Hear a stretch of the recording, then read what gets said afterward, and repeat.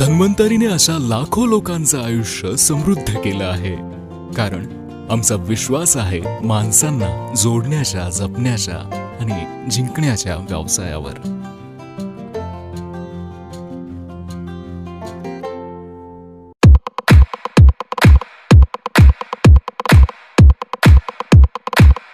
Agree में अगर सही में हमें धमाका मचाना है दोस्तों, तो थोड़ा प्लानिंग करेंगे.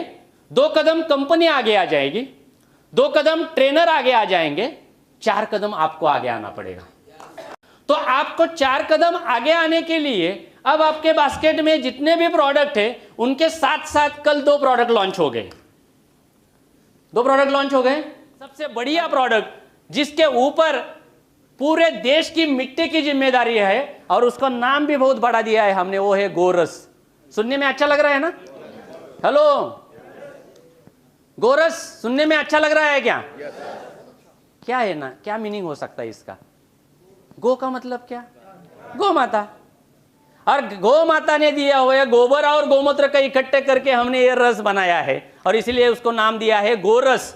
आपको ऐसा लगा होगा कि रस बनाया इसलिए गोरस रखा है. नहीं, इसका एब्रीवेशन देखिए, इसका लॉन्ग फॉर्म क्या है ये सुनिए. गो फॉर यानी कि हमें चलना है. कहां जाना है? Rejuvenation of agri soils, RAS, rejuvenation of agri soil. जो खेती की मिट्टी खराब हो रही है हमें उसको बचाना है. Hello, go for rejuvenation of agriculture soil. खेती के लिए लगने वाली मिट्टी को अगर हम बचाएंगे नहीं. दोस्तों मालूम है क्या, आपने सदगुरु जी का नाम सुना है क्या? कितने लोगों ने सुना है? Yes. So the peoples who are from the Andhra, Telangana and Tamil Nadu, how many people from Tamil Nadu kindly raise their hands? Okay, so you all know the Sadhguru. सदगुरु जी ने ब्रिटेन से bike के ऊपर journey शुरू किया है. Sadhguru ji has already started their his bike journey from Britain to Tamil Nadu. ये किसके लिए जा रहे हैं? Save soil. उनका मिशन क्या है? Save soil. अगर ये मिट्टी ही नहीं बचेगी तो बाद में ग्लोबल वार्मिंग है. ये मिट्टी ही नहीं बचेगी तो बाद में पोल्यूशन है. मिट्टी को बचाओ नहीं तो खाने के लिए कुछ नहीं है.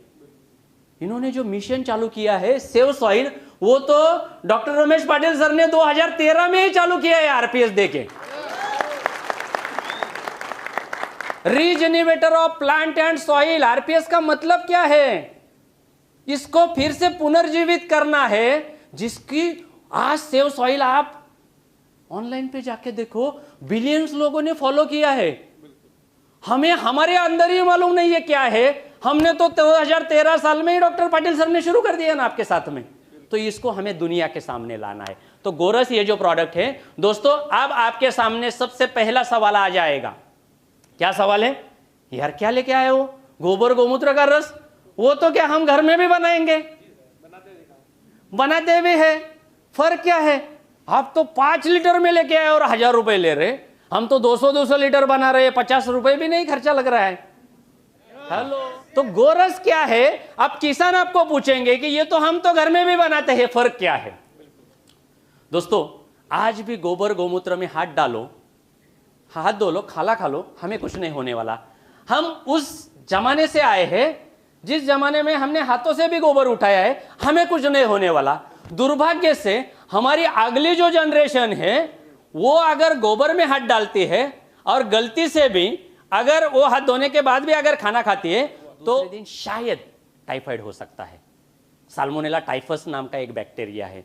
दूसरे दिन शायद ई कोलाई नाम का एक बैक्टीरिया है जो डायरिया, टाइफाइड, डायरिया जैसे हमारे आने वाली अगली नस्लों में हो सकता है अगर गोबर से एज इट इज उनका संबंध आ गया तो.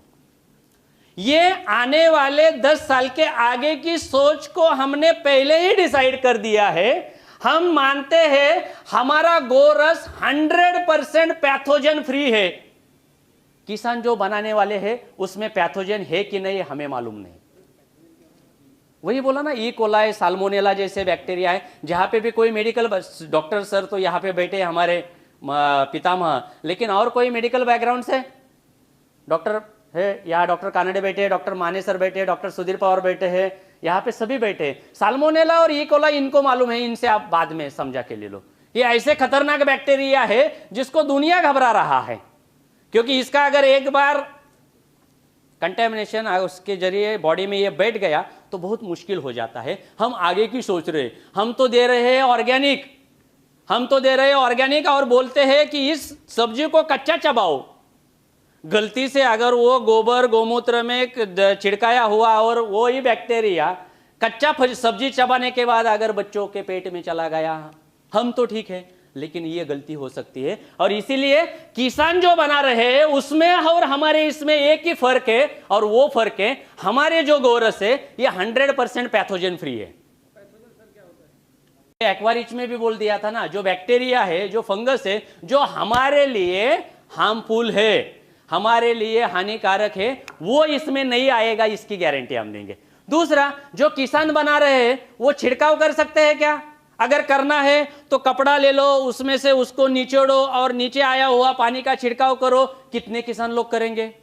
नहीं। किसान ने जो बनाया है वो ड्रिप से चला जाएगा क्या?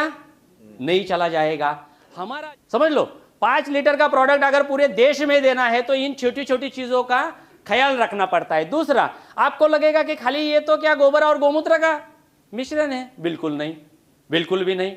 इसके साथ साथ मिट्टी में जो भी न्यूट्रिएंट्स है और इसके अंदर के जो न्यूट्रिएंट्स है ये इजीली देने के काम आएगा। कब? कड़ी धूप है, पौधे कुछ उठा नहीं रहे, इसके जरिए पौधे में उठाने की ताकत आई। कड़ी ठंड पड़ी है, जड़ें ही काम नहीं कर रही है, चलेगा।